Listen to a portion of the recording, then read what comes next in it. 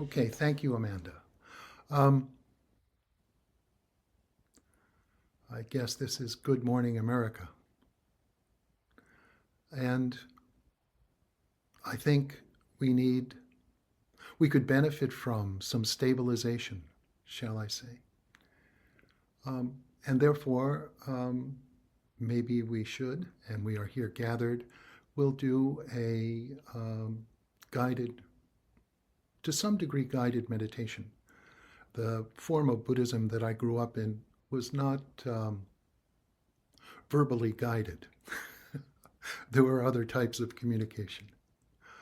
Um, Most of the meditation, uh, what we call meditation, what the Japanese call zazen, just sitting, or shikantaza, is a form of what we could call meditation, whereby there's no object of medication and there's no subject of meditation. Um, Sometimes when Tibetan Rinpoches would come to visit us at the Zen Center, uh, particularly at the monastery, Zen Mountain Center, or the farm, Green Gulch Farm, they would be surprised to see, or they would express some surprise in seeing that students, whether beginning students or mature students, just 2 weeks in or 20 years in, we're sitting still in silent meditation with no object of meditation. Someone has described, Gary Snyder, in fact, a well-known poet, uh, that Zen uh, drops you to the bottom of the well, and then you spiral up learning, and that he articulated that Tibetan Buddhism was spiraling down to the bottom of the well. That is, with various of the articulated practices and experiences along the way. My experience is that when we hang out together, we're in the same space. However we might define it. And yet, both practices are deeply based in what we call bodhicitta, the thought of enlightenment, and also the bodhisattva vows. So, with that being said, we'll head off for a meditation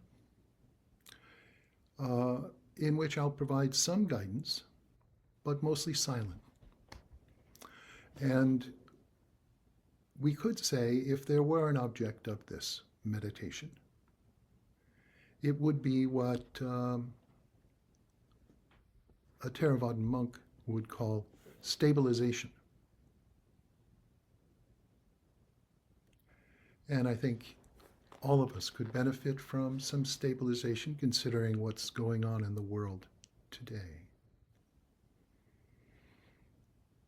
So I'll ring the bell to begin and then give some instruction.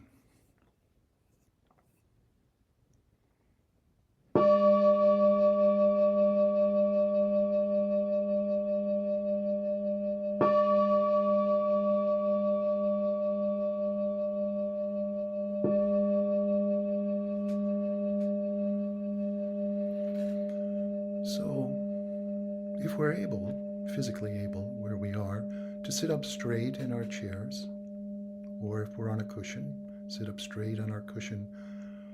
In a chair, our feet flat on the ground or on the floor. Our weight on our buttocks and our sits bones, our shoulders over our pelvis, our back straight, supporting ourselves under our own strength. If we need to sit back in a chair or a sofa, that's perfectly okay. Our hands can be palms down on our knees or nested in our lap in what we Zen people call the cosmic mudra, which is our right hand, our left hand on top, the end fingers, the ends of the fingers of the left hand on top of the right, and our thumbs coming together like this to form a circle connection. And this rests in our lap just below our navel. We're breathing through our nose. Our chin is in a slight bit, not up and not tightly down. Our mouth is lightly closed. Our lips are touching, our teeth are touching. The tongue is at the front roof of our mouth, where our teeth and the roof of our mouth come together. Our eyes are at a 60-degree angle towards the floor with a gentle gaze, not focused on anything in particular, not out of focus, just a receptive gaze. And again, we're breathing through our nose. We want to make contact with the physical sensation, wherever we may feel it, in our body, of our in-breath and our out-breath, and bring our awareness to that place. And whatever thoughts or feelings we're experiencing, just letting them be. Not trying to push them away, not trying to calm ourselves, not trying to analyze.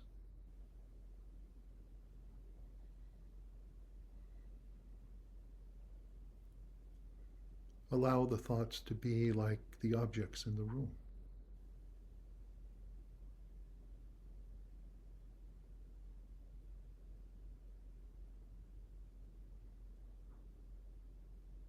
And it's important to make contact with the physical sensation, awareness of the physical sensation of breath.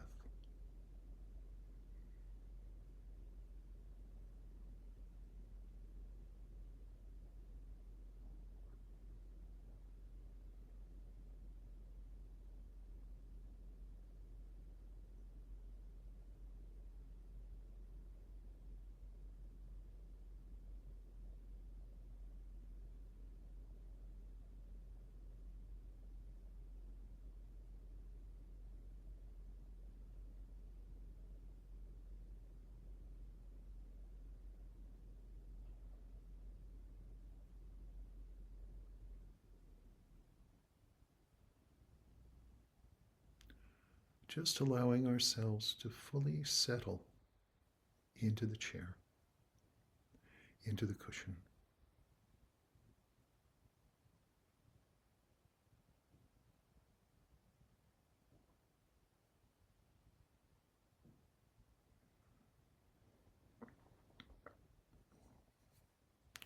And as we do this, I would like you to try taking your right hand and placing the palm of your right hand on your diaphragm.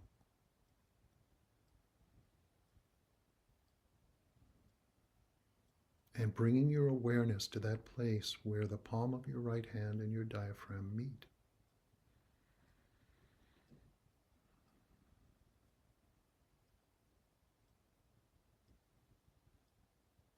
And becoming aware of the rise and fall of your diaphragm as you breathe in and breathe out.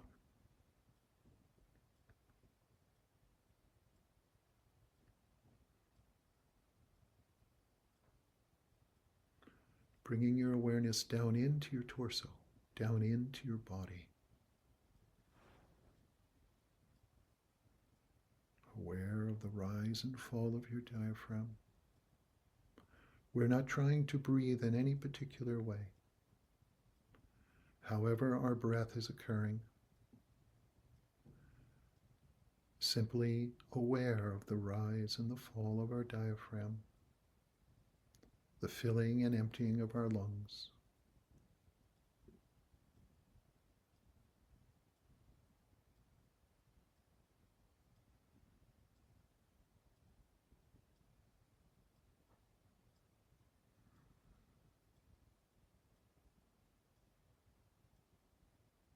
what our neuroscientists tell us about this process is that we're actually affecting our nervous system. As we bring our awareness down into our body and become aware of our diaphragm, we're moving from the sympathetic nervous system to the parasympathetic nervous system.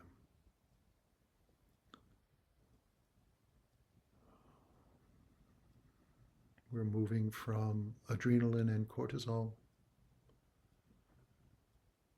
to acetylcholine. Our heart rate slows, our respiration rate slows, our blood pressure drops a little.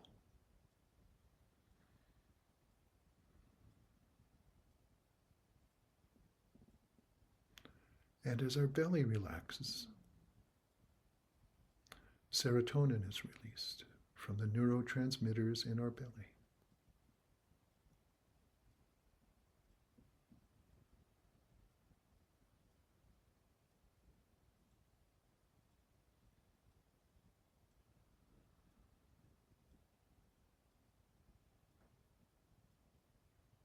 This is the magic of what the Japanese call the hara and the Chinese call the dantian.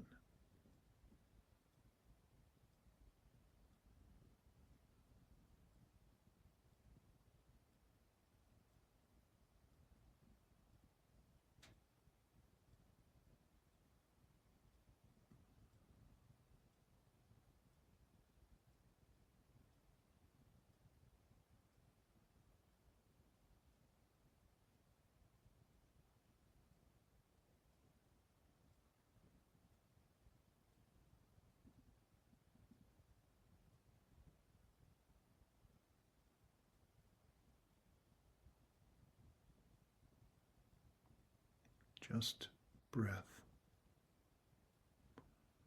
just a pulsing body, a rising and a falling diaphragm.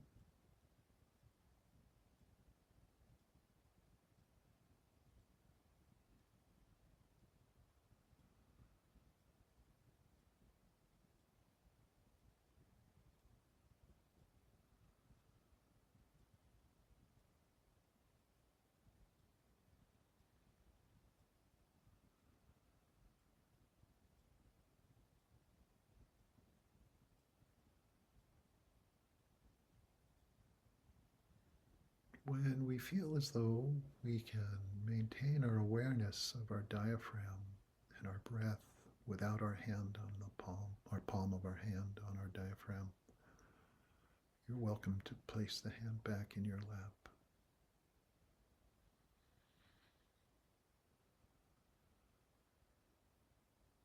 If at any time thoughts, feelings become intrusive and take our attention away from the physical sensation and experience of breathing, you're welcome to bring your hand back to your diaphragm to help bring your attention back into your body.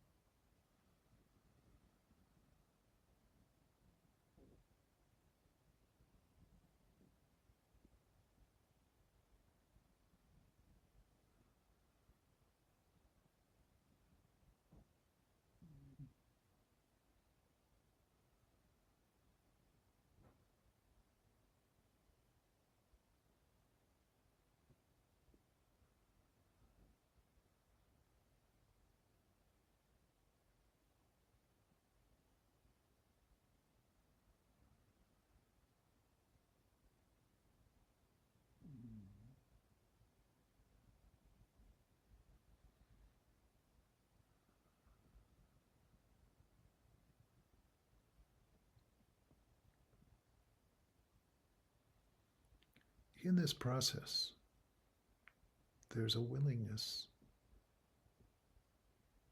to be present with whatever thoughts or feelings, discomfort or restlessness that may be occurring at this very moment.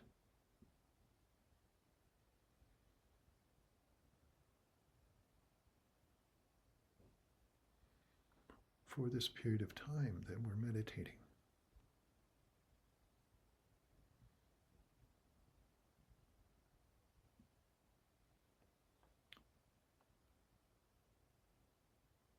Again, our neuroscientists have informed us that even if we feel while we're sitting this way, paying attention to our breathing and the rising and falling of our diaphragm, even though our thoughts may be intrusive, our feelings strong, our restlessness, in fact, well, in scientific fact, our heart rate is slowing. Our respiration rate is slowing.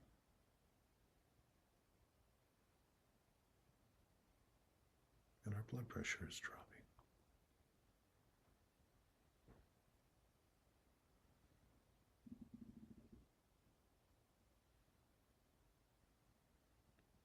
You might say this is a way of seeing that whatever we think may be happening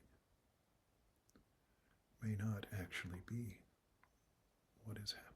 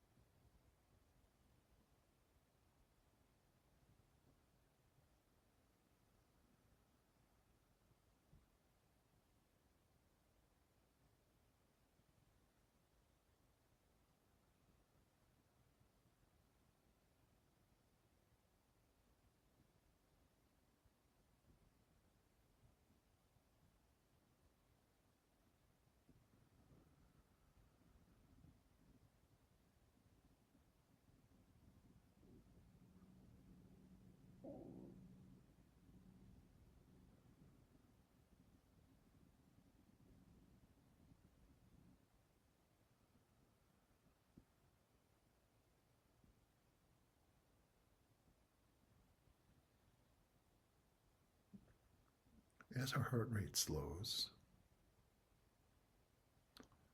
as our respiration rate slows, as our blood pressure drops, as our belly relaxes.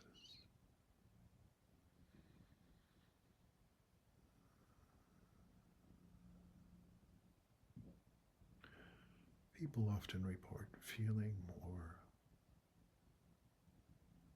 stable, spacious, connected.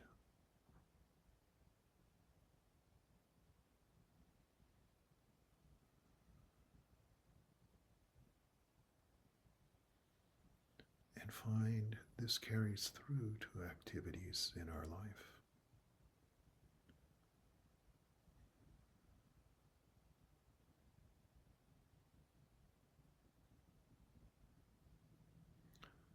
The full experience of hand-eye coordination,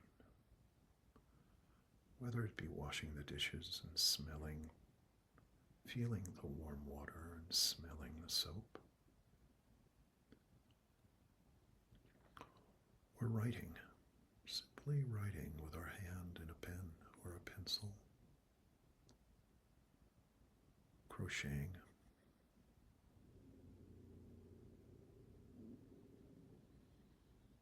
some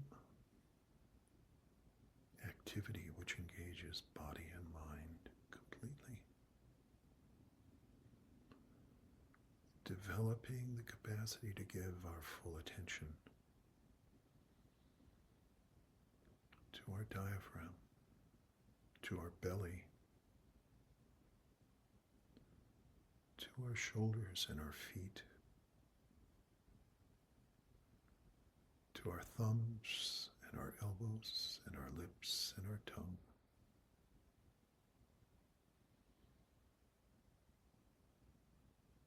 To feel our eyeballs and eyelids, our cheeks and our upper lip.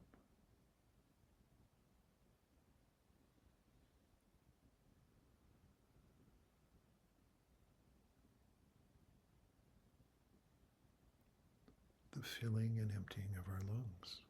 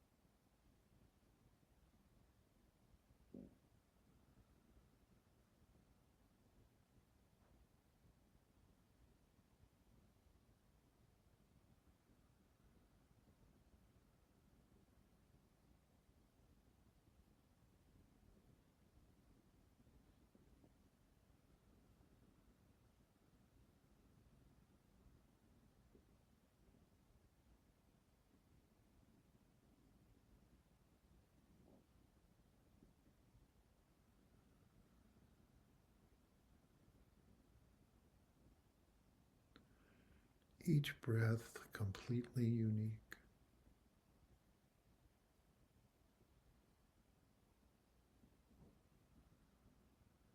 Deep or shallow, fast or slow.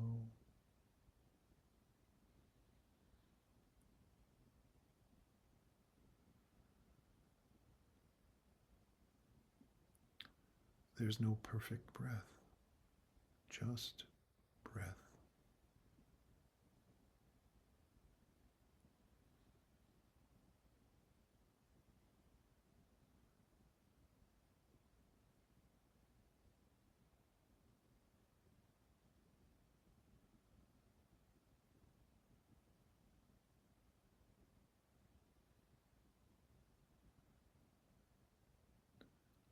Literally, we're breathing, our breath is shared. What we call our breath is shared. We're breathing with the chemical reactions of stones to the atmosphere. We're breathing with mold. We're breathing with trees. We're exchanging carbon dioxide for oxygen in the simplest way to think about it.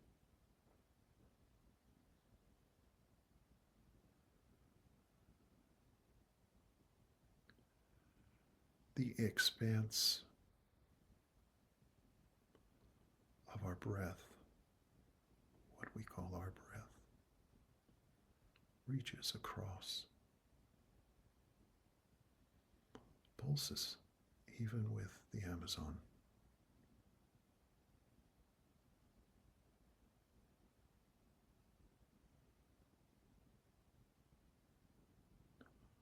Pulses with the bacteria in our guts.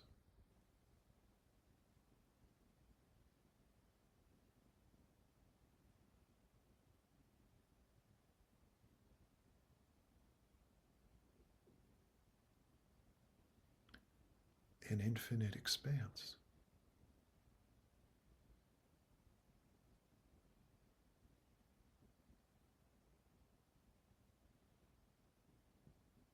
Beyond our measurement.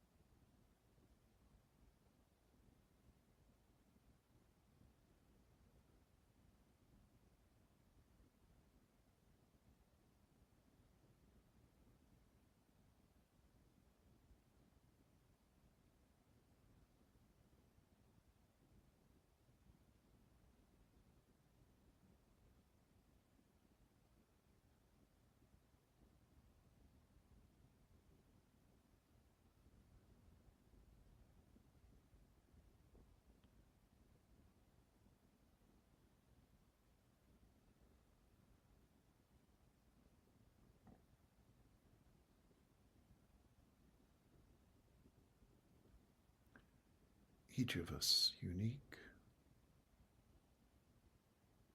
an aggregation of causes and conditions,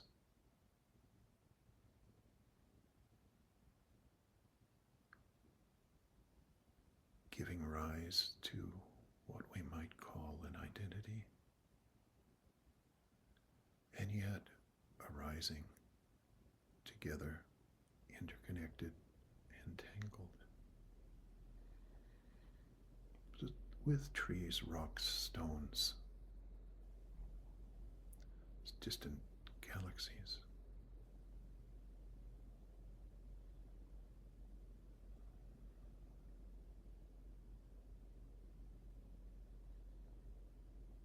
Our sacrum in our shoulder, the back of our neck.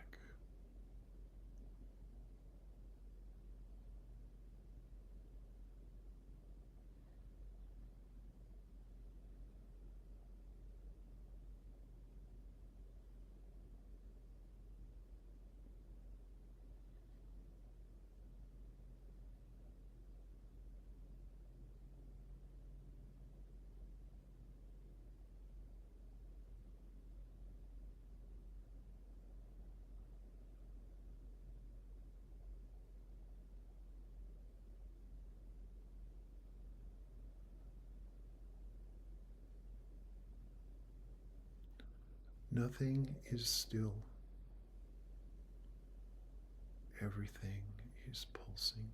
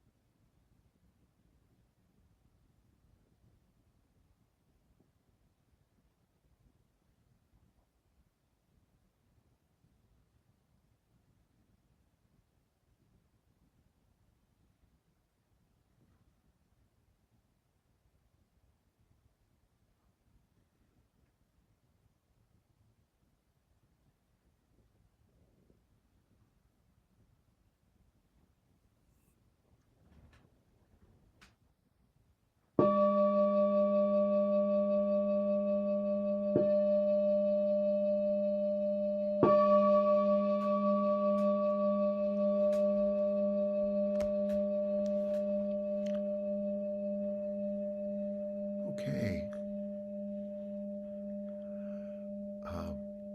We'll take a short break and then return together. Okay? And I have some entertainment to provide. Thank you. So, Amanda, would you give me the high sign? Should I begin? You are good to go. Okay. Are we here? Okay. Um,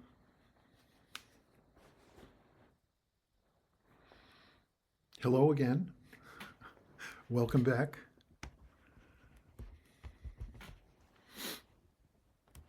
I wanted to share, or I am going to share, um, some readings, both a reading that I will read aloud and comment a little bit as we go, and then some composition, some writing that occurred is in deep relationship with the text I'll read from. Now, this isn't a Buddhist text.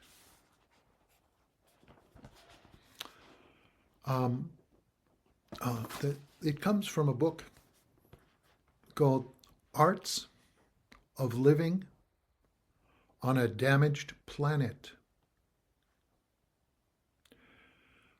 with multiple editors, but the lead editor was a woman, or is a woman, by the name of Anat Singh, who's an anthropologist and teaches at Aarhus University in Denmark, and also I love this department at Santa Cruz, the History of Consciousness department at the University of California at Santa Cruz. And this is what the book looks like, if we can see it, and it's not reversed. And it's done so one side is this way, and then the flip side is the other way. And it's called Arts of Living on a Damaged Planet, Monsters, and the other side is Ghosts.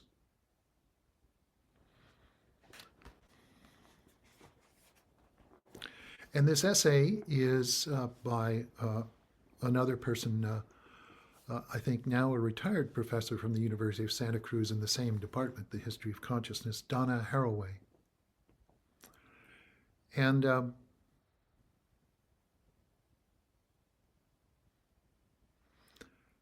the title of the essay is SYM, S-Y-M, Biogenesis. Sympoiesis, and art science activisms for staying with the trouble.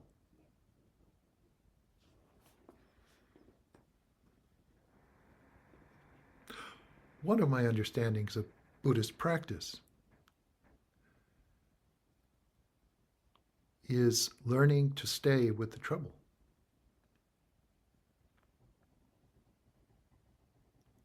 So I'll begin to read from her essay and see where we go. Sympoiesis is a simple word. It means making with. Nothing makes itself.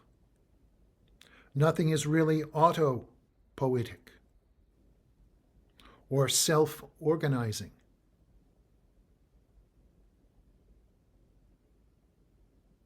In the words of the Inupiat computer world game, Earthlings are never alone.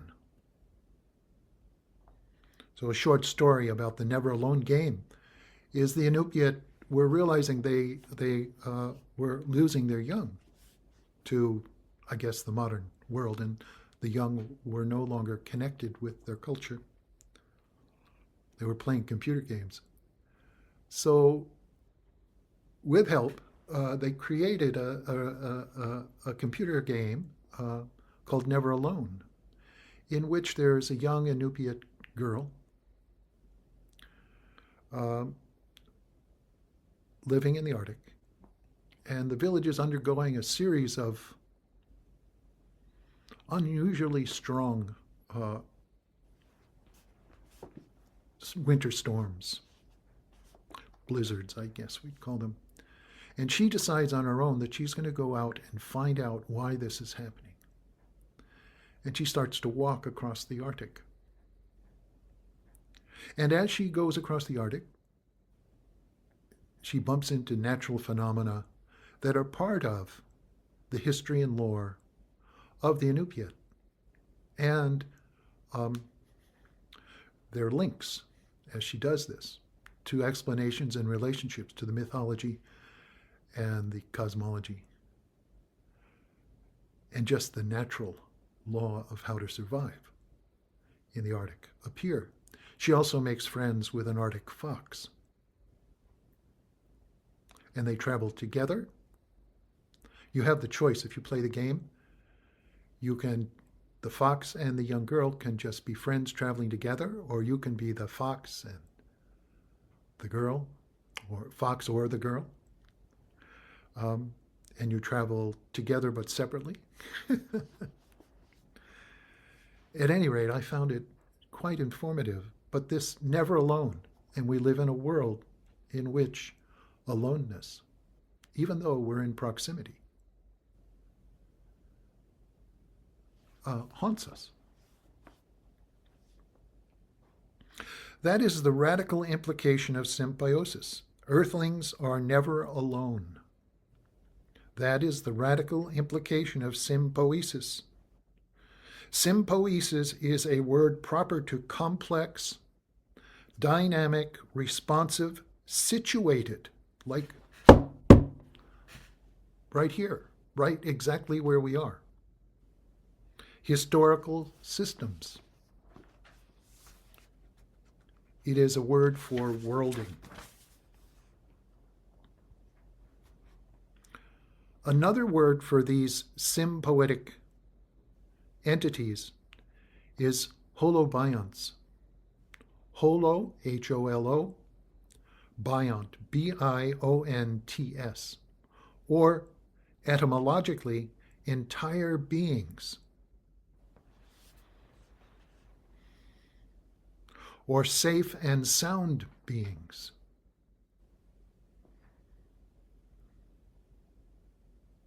This is the nature of never alone and fully entangled. What in Buddhism in the West has been translated as interdependence.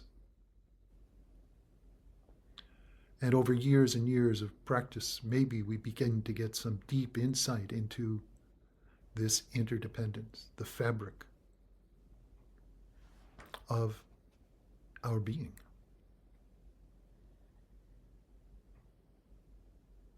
That is decidedly not the same thing as one and individual. Rather, in polytemporal, multiple times, polyspatial, knottings, holobionts hold together contingently. That is, like an identity is contingent, arising in that moment of awareness, moment after moment, related to everything, not alone and not separate.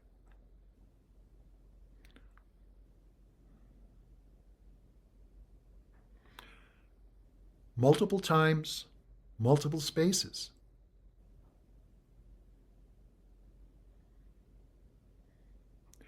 Engaging other holobionts, each of us, rocks, stones, trees, human beings, cars, in complex patternings.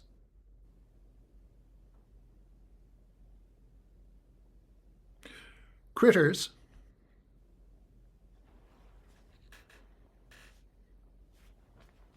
Was there a note? Yeah.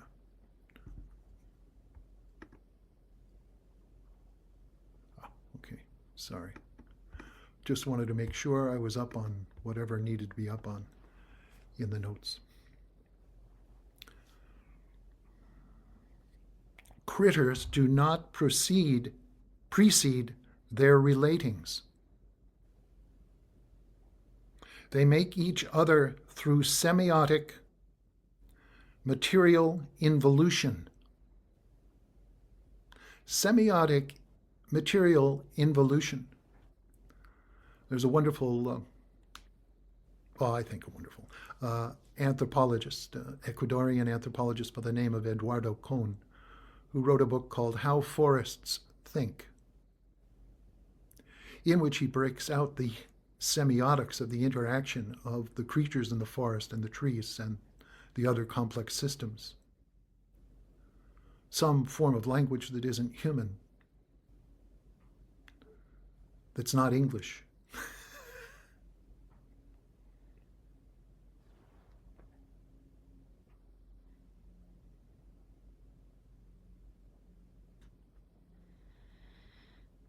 Through semiotic material involution out of beings of previous such entanglements. That's an inheritance. All of this are ancestors.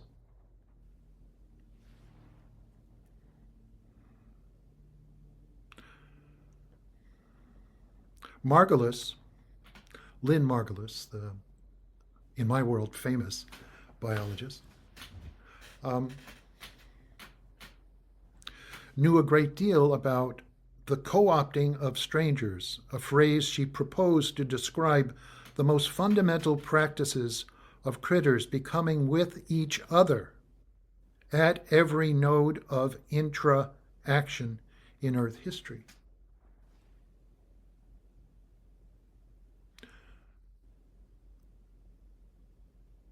At even before the cellular level, there's a connection between the interrelationship, the intra-relationship of strangers, of difference with one another, and the importance of that in the friction or heat that creates life.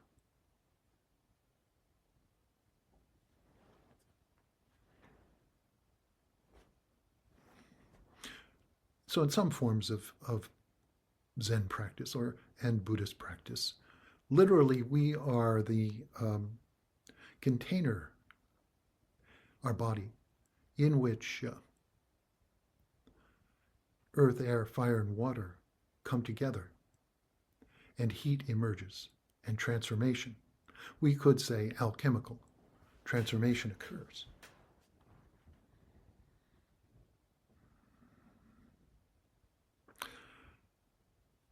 Like Lynn Margulis, I, Donna Haraway, use holobiont to mean symbiotic assemblages at whatever scale of space or time. So the opening paragraph, 2 lines, of the Prajnaparamita Hridaya Sutra, the Heart Sutra, refers to us Avalokiteshvara, the Bodhisattva of compassion, while practicing deeply Prajnaparamita, the perfection of wisdom, has deep insight into this aggregate and sees that it's empty, and therefore relieves all suffering.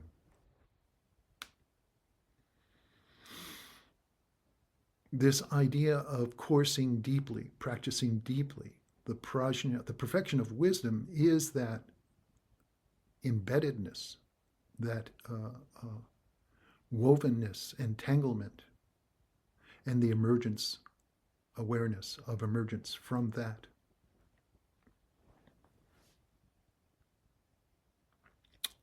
At whatever scale of space or time, which are more like knots of diverse, interactive relatings in dynamic, complex systems than like the entities of biology made up of pre-existing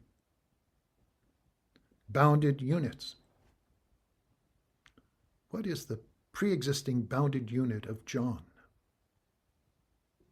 I don't know. Dongshan, who is Dongshan? Dongshan, 8th century Zen teacher, said one of his poems, one portion of a poem of his was, "Everywhere I go, I see him. He is me, but I am not him, and I am not him."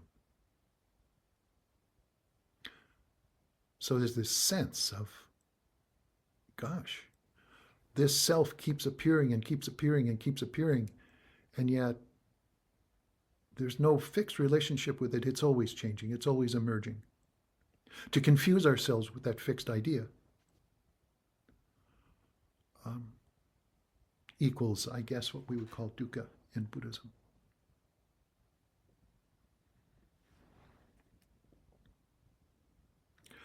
To not confuse ourselves is coursing in the perfection of wisdom.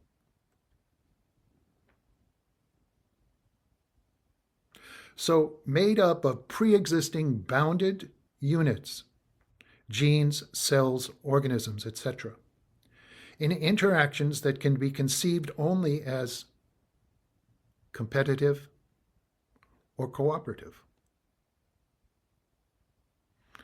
Our little binary world. Like hers, my use of holobiont does not designate host plus symbiont, because all the players are symbionts to each other in diverse kinds of relationalities.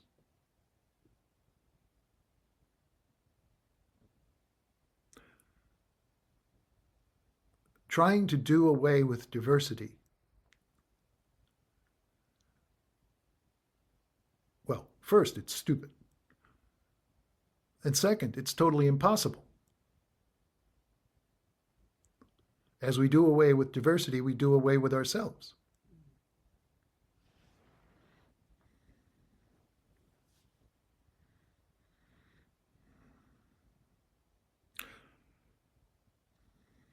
Because all the players are symbionts to each other in diverse kinds of relationalities and with varying degrees of openness to attachments and assemblages with other holobionts. Symbiosis is not a synonym for mutually beneficial.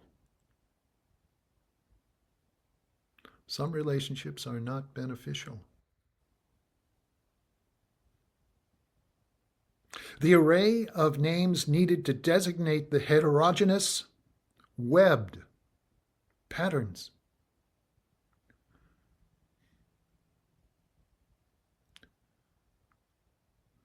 heterogeneous, very important word. Multiplicity, diversity. No, how should I say? Purity is not pure.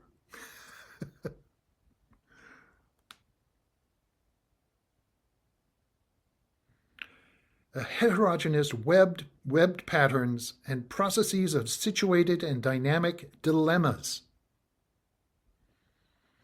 Suzuki Roshi would say, when your struggle becomes your pleasure, there is no life without a dilemma. Multiple dilemmas I think we have all experienced. And yet we're always, the suffering is, it's sort of like, there's got to be some place where there's not a dilemma and I have to get there. Zen awakening is there's no place without a dilemma, and here you are. Therefore, you're no longer struggling to get anywhere.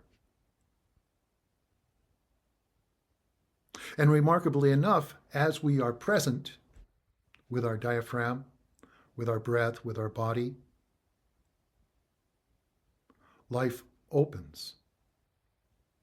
Things pass, as they say in the Vipassana world. A thought arises, abides, and disappears.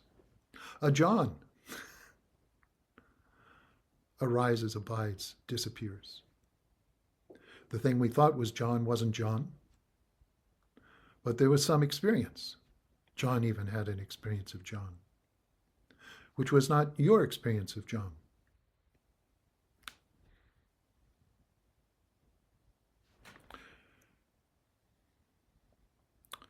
Dynamic dilemmas and advantages for the symbionts, holobionts, is only beginning to surface at biologists let go of the dictates of methodological individualism and zero-sum games as the template for explanation. I suggest we might also need a term like holo-ent. I think of the trees in the trilogy, the Ents. Will they come to our rescue now that Sauron and Palantir are at work?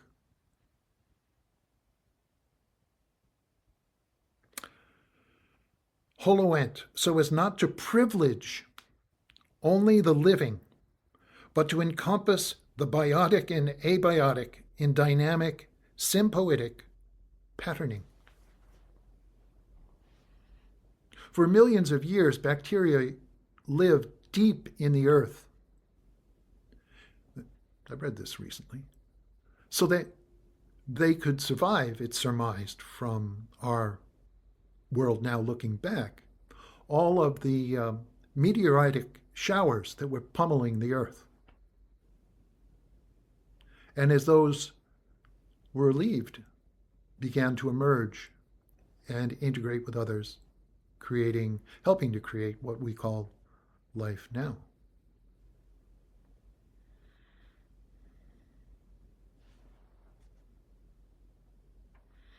An adept in microbiology, cell biology, chemistry, geology, and paleogeography, as well as a lover of languages, arts, stories, systems theories, and alarmingly generative critters, including human beings. Margulis was a radical evolutionary theorist. Her first and most intense loves were the bacteria and archaea of Terra, the earth, the terrain, and all their bumptions and doings. That's like the Sangha. The entire Sangha, entire being, bumptions and doings, expecting everything to be, well, you're a Buddhist, you should be this way. You shouldn't do that. You're a Buddhist.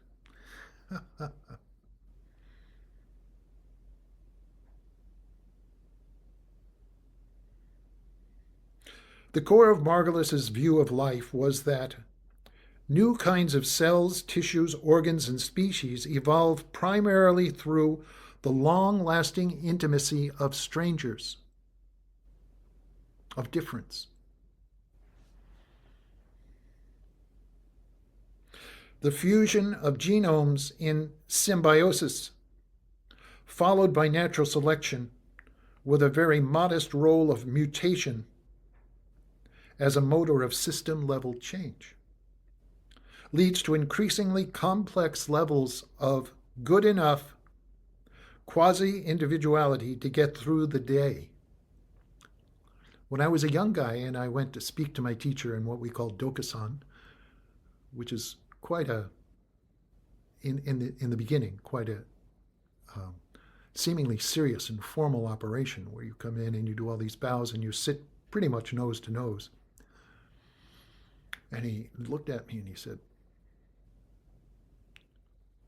"You're too interested in origins. Life is coleslaw."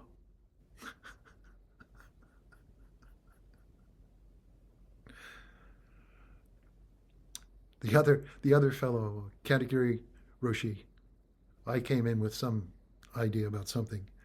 And he looked at me and he says, your mudra is crooked.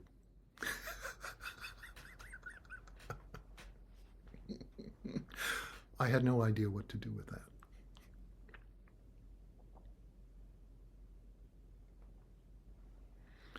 Okay, leads to increasingly complex levels of good enough quasi-individuality to get through the day. Perfection is not an idea of perfection. Precision is not an idea of measurement of precision. You know, like tolerances. Precision is that this is happening exactly as it is right now. Precisely. Beyond measurement. And, to some degree, we measure it.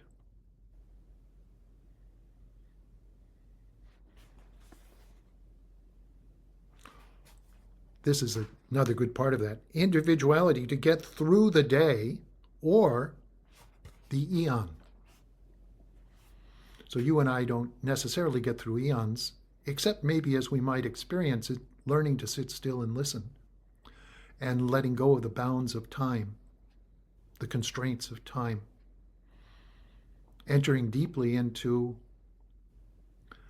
the red blood cells being made in what we call our marrow.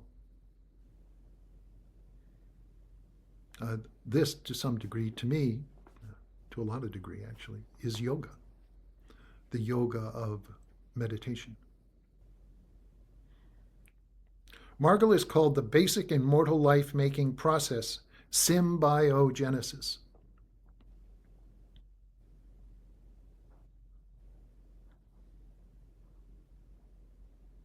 Just a little bit more of this.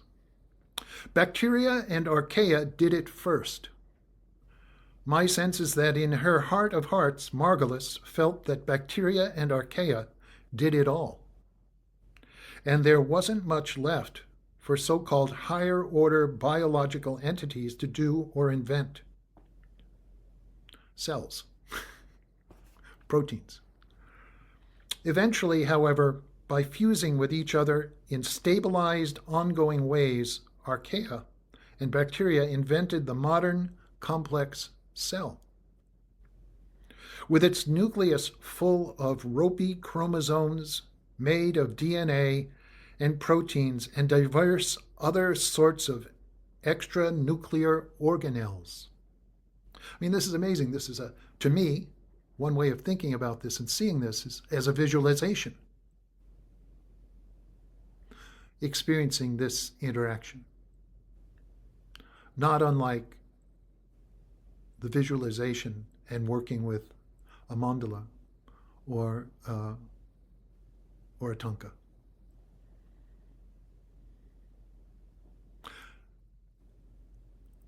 We create the world, we dissolve the world.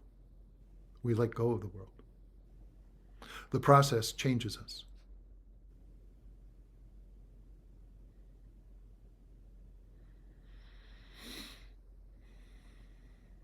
Invented the modern complex cell with its nucleus full of ropey chromosomes made of DNA and proteins and diverse other sorts of extranuclear organelles, from undulating whips and spinning blades for locomotion to specialized vesicles and tubules for functions that work better kept separate.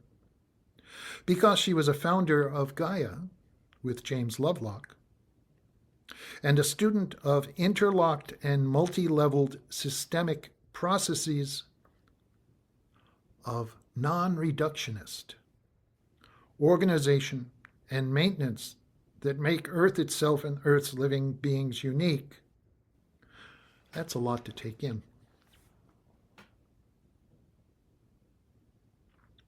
Not only was she a founder of Gaia with James Lovelock, the idea, the thought, the theory, and a student of interlocked, multi-leveled systemic processes of non-reductionist organization and maintenance that make Earth itself and Earth's living beings unique. Margulis called these processes autopoietic. I think she would have often, not always, preferred the term sympoietic, but the word and the concept had not yet surfaced. Autopoiesis and sympoiesis are in generative friction rather than opposition. Self, not self.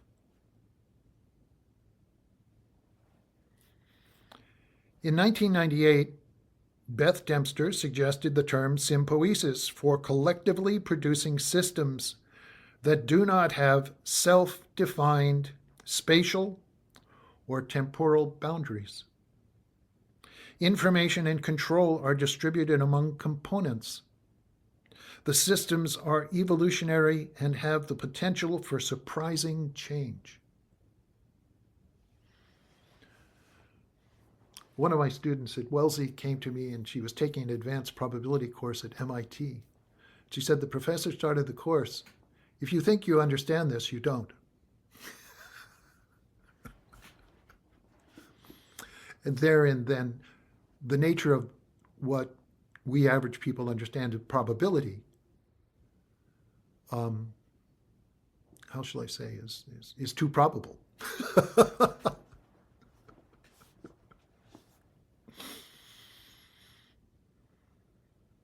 Let's see if I can go back. Yes, Beth Dempster.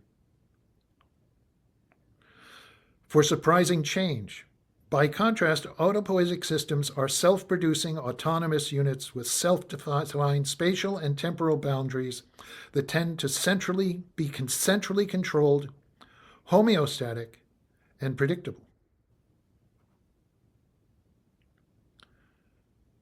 However, as various biologists have found out, there is no static in this homeo.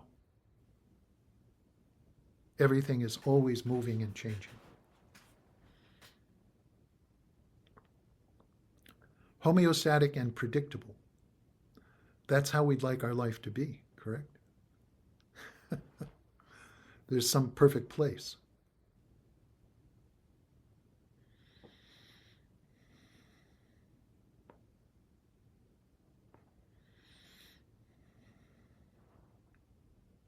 Symbiosis makes trouble for autopoiesis. In symbiogenesis is even bigger trouble, a bigger troublemaker for self-organizing individual units. So this is a big deal, I think.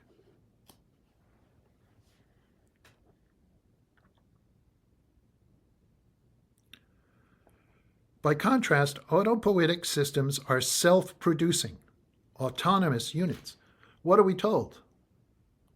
I'm a self-made person. Doesn't exist. Pick yourself up by your bootstraps.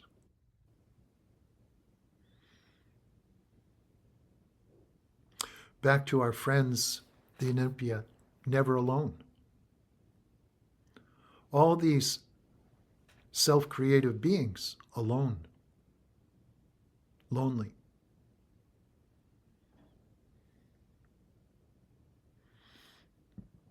All these systems that categorize and label and fixate, that diagnose. You are this. All of this normative measurement and exclusion of diversity, the diversity of the gene pool.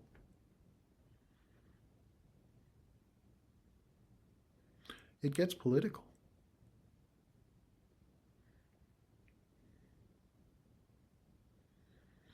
Symbiosis, this idea we're talking about, this experience we're talking about, interdependence itself, makes trouble for autopoiesis. And symbiogenesis is an even bigger troublemaker for self-organizing individual units. The more ubiquitous symbiogenesis seems to be in living beings, dynamic organizing processes, the more looped, braided, outreaching, involuted, and sympoietic is terrain worlding. There's one more piece from this book, a footnote. I'm one of these people who gets lost in footnotes and bibliographies. Bear with me. This is a footnote to that paragraph that I just read. Autopoietic systems theory was crucial to formulating the concept of the Anthropocene. Lovelock and Margulis's Gaia describes complex, nonlinear couplings between processes that compose and sustain entwined but non-additive subsystems as a partially cohering systemic whole. Partially cohering. Systemic whole. As Stenger stresses, Isabel Stengers is a remarkable philosopher. A Marxist, by the way. Stenger stresses Gaia is not a nurturing mother. To me, this is a Zen teacher whacking somebody over the head. Or it's my own mother chasing me around the house with a broomstick when I was 8 years old because I was out of hand and I was bigger than her.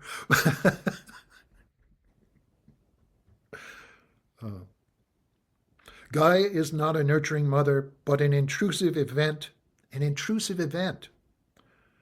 that undoes thinking as usual.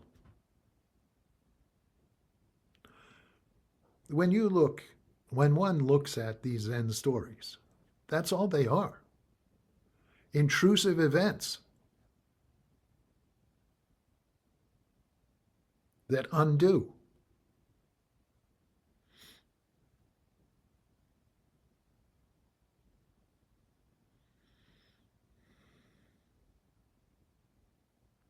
Thinking as usual. Gaia can flip out in system collapse after system collapse. Complexity can unravel. Earth can die.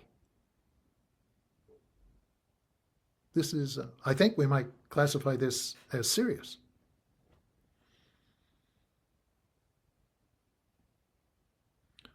So this was a conversation, this footnote is taken from a conversation of Isabel Stengers in conversation with Heather Davis and Etienne Turpin. The title of the piece is Matters of Cosmopolitics on the Provocations of Gaia. But Gaia's intrusive response is what is being spoken about.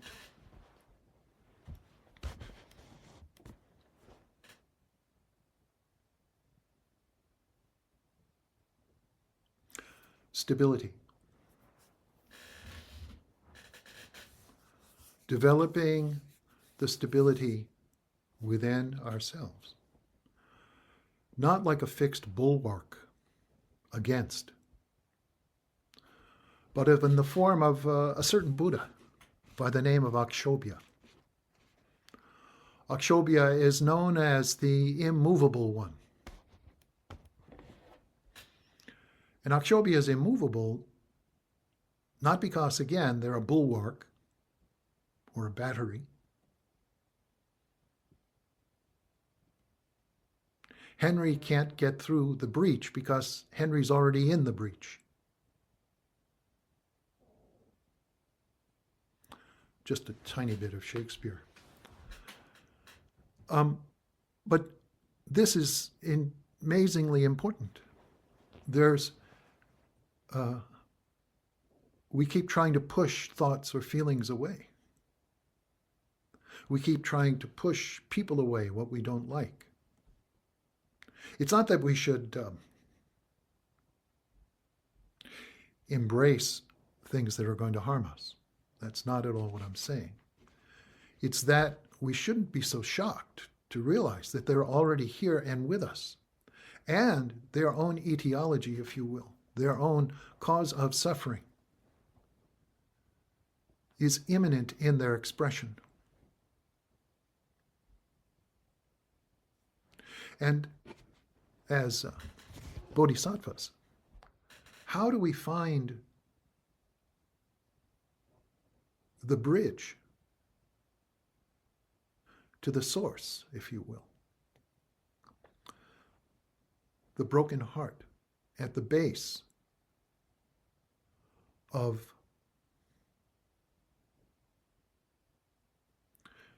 greed, hate, and delusion expressed out of fear in each of us.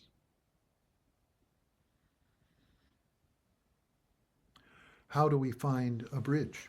And maybe we can't. But Akshobhya is already present with and inclusive of the struggle and is going nowhere.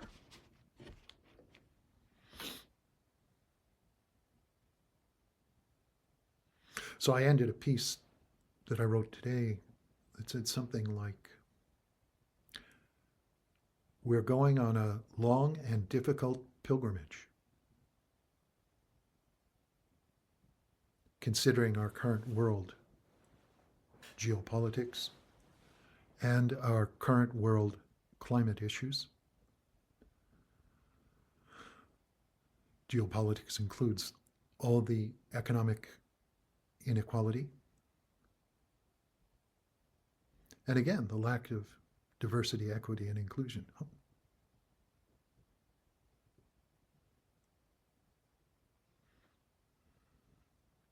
So I think what I'd like to do is share a couple of things I wrote, which will only take about 6 minutes.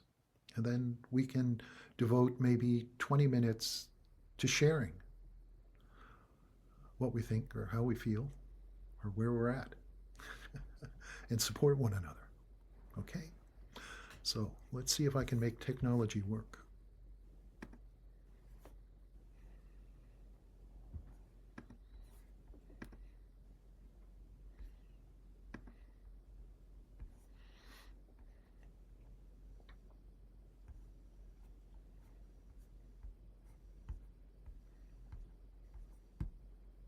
Okay.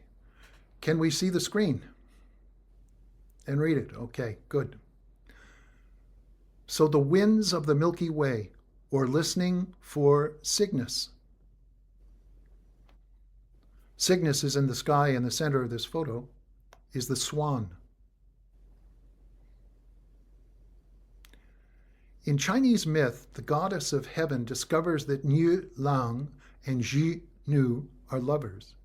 Ji Nu is a fairy and is therefore not allowed to be with a mortal man.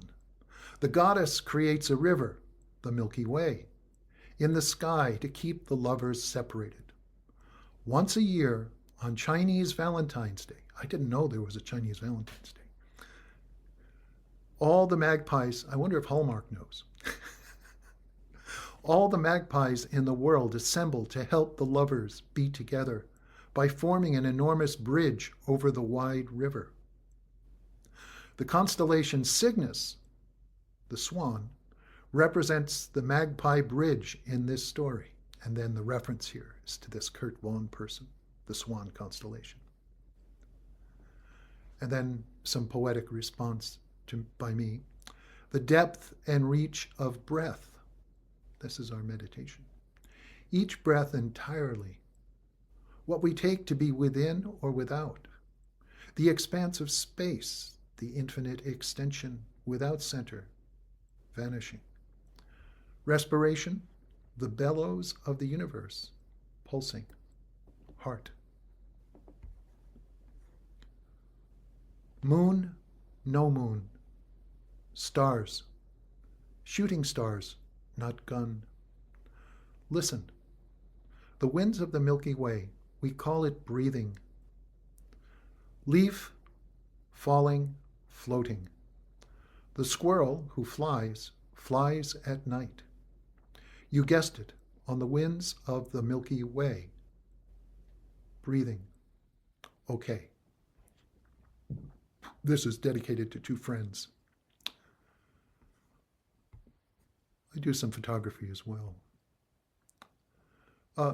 Robert McFarlane describes visiting a deep underground laboratory, the Sabre experiment, situated under the North Sea near Bulby, Yorkshire, where scientists listen for faint particle signals from the Cygnus constellation, the swan.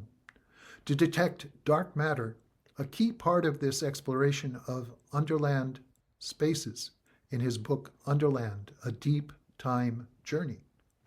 In essence, McFarlane's Listening for Cygnus refers to this real scientific quest for dark matter conducted in the deep earth as a parallel to the profound hidden stories of Underland.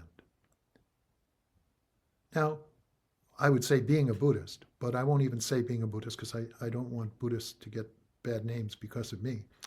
I don't think that this is a quotation that I thought was helpful. Refers to this real scientific quest for dark matter as though it was he's talking about a metaphor. But I don't think that our real scientific quest is any separate from our own quests to be and to know and to fulfill what Suzuki Roshi would call our inmost request. The winds of the Milky Way won. We have no borders between yesterday and tomorrow, unless useless and useful, lifeless and alive. For us, everything breathes. Thus we protect ourselves from ourselves. I am master of my own fate. I have sought distractions and fallen hostage to them. Perhaps we remember more than we think. We ask the spruce for permission if we want to sleep in its shadow. I remember we came into this world in a dugout boat, and we depart in a dugout. In order to continue the unending cycle of life, our 3,000-year-old laments can be heard from one shore to the other, from the past to the future. Perhaps even you have heard them, but certainly our ancestors, who have rowed across the river of death to the underworld and reached the Milky Way on the wings of birds. There's a beautiful documentary made by a man named Lennart Meri, who was an ethnologist. But also he was the first president of Lithuania after they were non-communist. And I always imagine, what would it be like to have an ethnologist as a president of the United States? So I reorganized some of the words in the movie. Milky Way winds too. For 4,000 years, I changed the world, and I myself changed. I was born a bird. I rose as a wind of song under my own sky. I breathe in the midst of the tasks and joys of today. This is the local frozen vision of the Milky Way and the Charles River. And as the Milky Way, I extend across all of space. One day you too will be as old as I am. And you too will ask, have you cared for your fields and for your roots? Again, from the same documentary. I think I'll stop sharing there and see.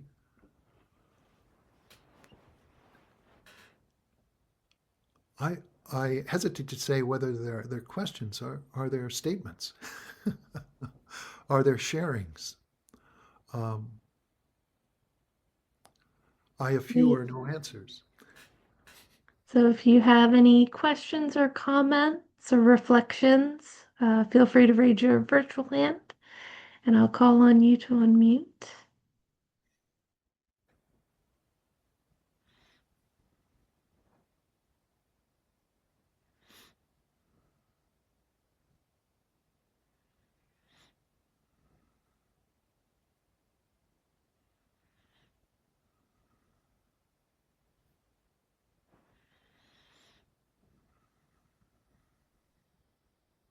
Okay.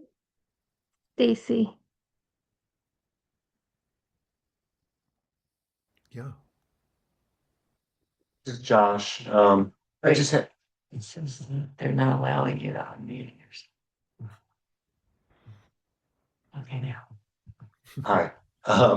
I just had a question about Cygnus, and Yeah. you were talking about dark matter. Yeah. Um, is that when did this take place? Before 1964? No, actually, it was in McFarlane's book that was published maybe 10 years ago.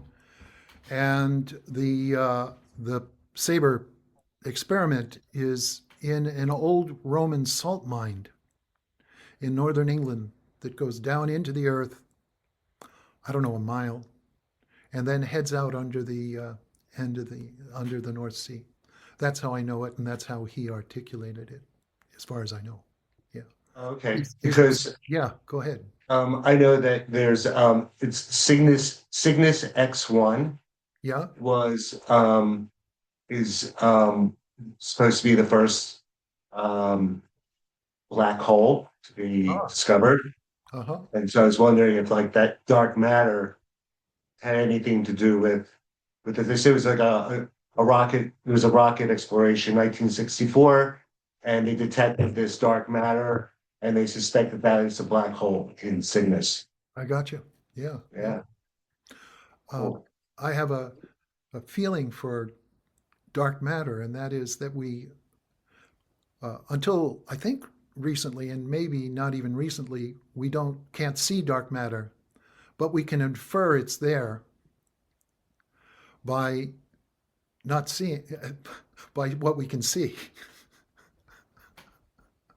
So there's this sense in my mind where I equate our feeling for what I'll call what's out there,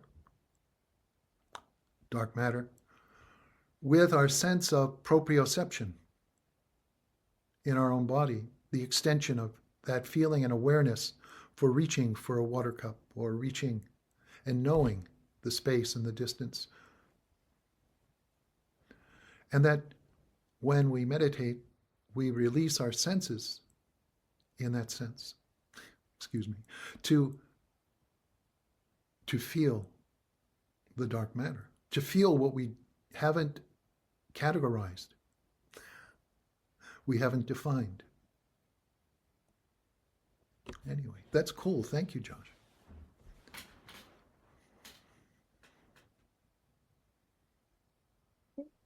Leaning into that idea a little bit um, of proprioception and dark matter as, something we can feel into, and space and expansiveness during meditation.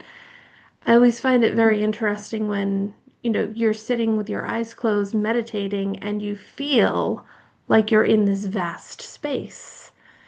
And it's something that I've actually thought about quite a bit because we ground into the body, which the physical body is intended to be this very limited container.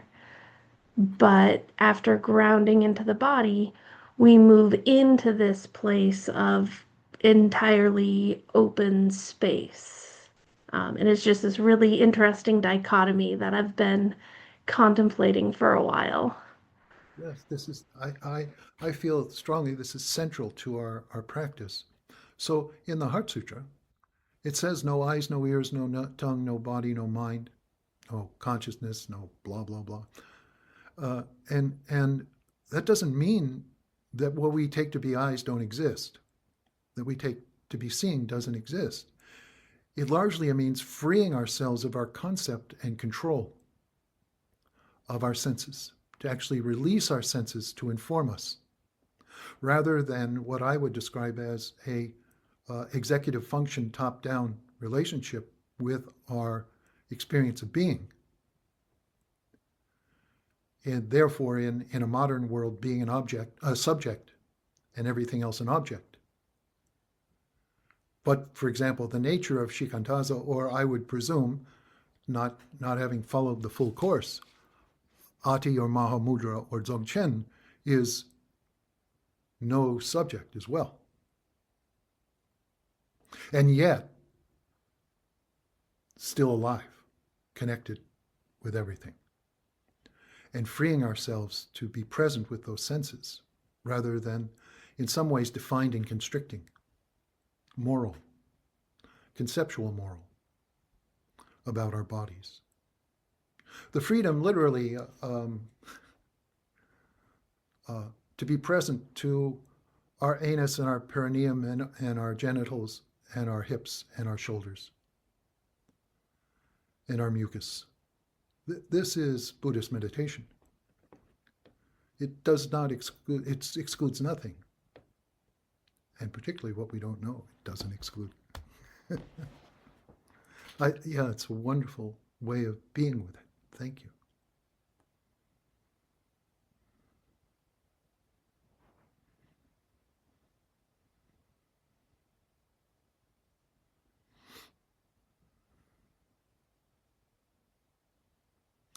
And at the same time, it excludes nothing.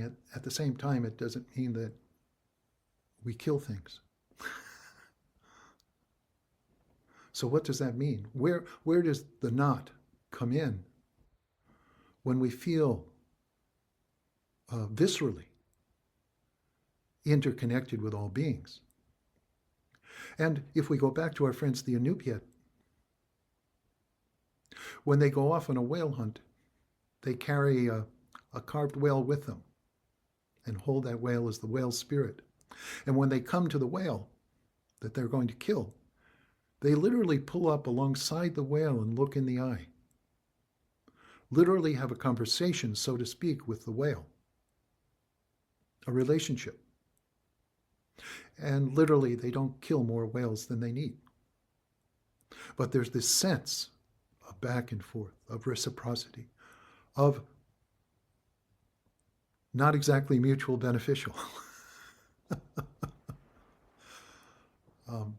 One of my favorite stories like this is from a book called The Falling Sky. And it's by a Yanomami, northern Brazilian tribe, shaman by the name of Davi Kopanawa, and in which he gives a description of what we would call the great hunter in their tribe. And why this hunter is so what we would brand as successful is that the creatures who are their prey fall in love with them. Because the creatures know that they will give the bounty of their hunt to their entire community and will hold nothing back for themselves. So built into being in the forest, being in the world, there's this sense of mutuality that goes beyond even self-identity. There would be what some psychologists are beginning to call an intersubjective relationship.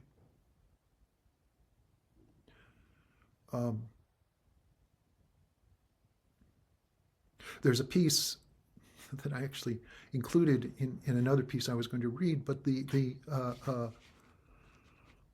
I was reading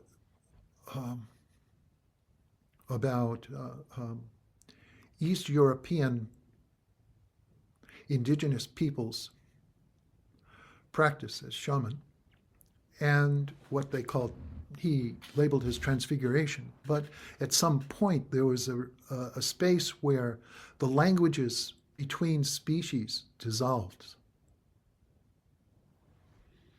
And this is the nature, I think, of what I've described for the Inupiat and what I described for Davi Kopanawa and the Yanomami, which is quite foreign to us. And yet, as we open to our bellies and our guts, this comes alive.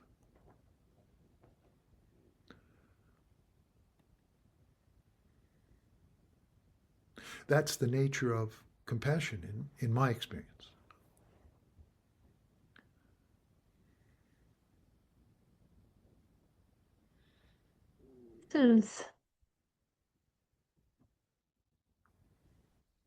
Thank you. Thanks, John. Thank you, Suze. Yeah. You know, when you said everything pulses. I certainly could relate to that. And it's, when we sit still in meditation, still like a mountain, um, we know if we could be attuned to what's going on in our own body, which is not stillness at all, and then take that outside of our container and feel, I mean, this is not easy, but if we can feel that same pulsing around us in things that we think are solid and unmoving, it's quite an extraordinary sense of interbeing Mhm. and embodying that knowledge that we are not alone Mhm. and that we are pulsing with the rest of the universe, and the world around us. So thank you. Yeah. It's, it sounds like a nice concept. Literally, we are the Milky Way. We are Lineakea, supercluster, 500 million uh, light years across, breathing. Now, that's entanglement. Not being a physicist. Um, but that's in my experience, the nature of what I'll call the yogic effects of meditation in relationship. This Edward Kanza, famous Buddhist scholar, in his book Buddhist Thought in India, describes the two different modalities, the Western modality of objective study and the metaphysics or the philosophy that emerges from the yogic experience in India. And it's quite remarkable, the difference that's set up here. Uh, we we've been trained not to trust our experience, and the gut that we have to trust is sick because we don't have a harmonious relationship with our bodies, whatever harmonious means. But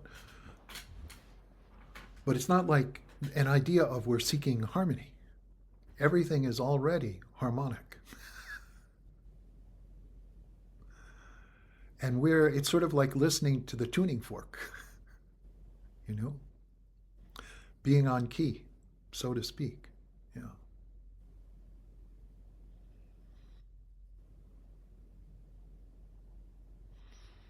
What's our child holding?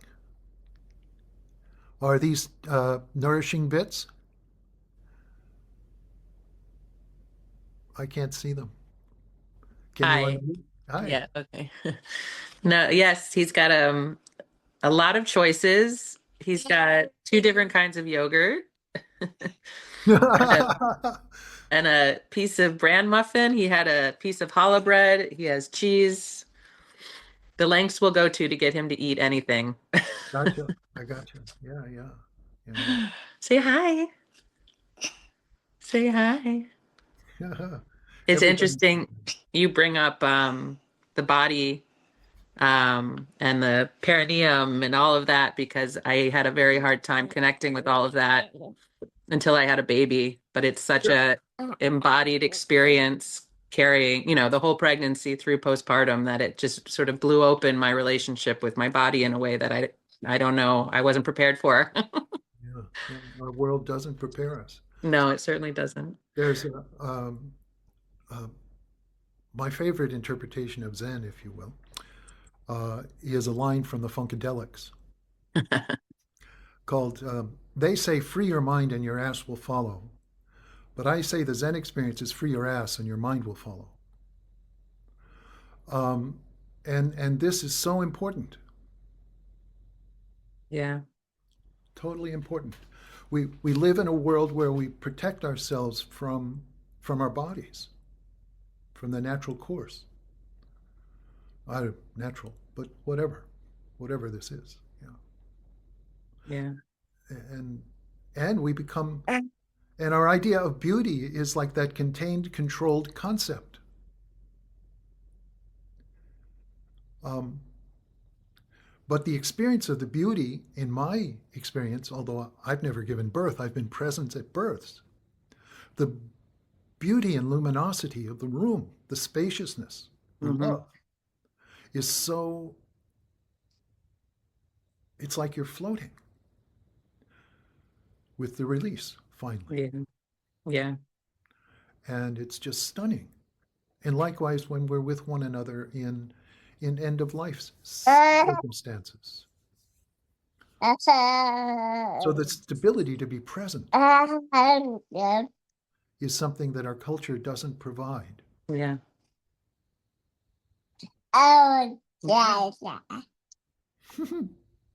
Yeah. I didn't know how much it would affect my relationship with my body in a practice, in a Zen way, I suppose. Although it's Zen or not Zen. Yeah, well, exactly. Zen is just some word.